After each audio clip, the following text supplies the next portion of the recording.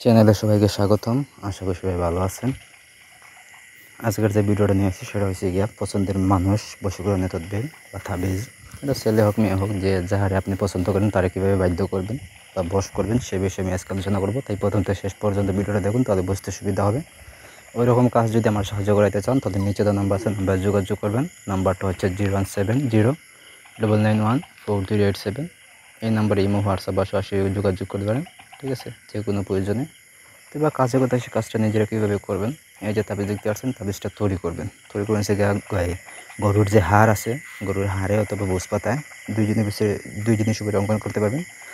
লিখবেন হচ্ছে গিয়া জাফরান, মেশক, দুধা গাছের রস, গরু চেনা, তারপর পেঁচার চোখ, কাকের চোখ, কাকের রক্ত, পেঁচার রক্ত, এগুলো সব একসাথে মিশিয়ে কালি তৈরি করে ওই কালি দিয়ে লিখবেন। মোট 3টা তাবিজ লিখবেন। লিখে যদি লিখেন এইতে গরুর হাড্ডিতে, তাহলে আপনি করবেন কি, ওটা লিখে একটা হচ্ছে শ্মশান কাঠে নিয়ে পুঁতে দিবেন, আর একটা হচ্ছে গিয়ে গুঁড়োর সাথে পুঁতে দিবেন, আর একটা হচ্ছে নদীর ধারে নিয়ে আপনি গাছের সাথে জুলাই দিবেন। ঠিক আছে।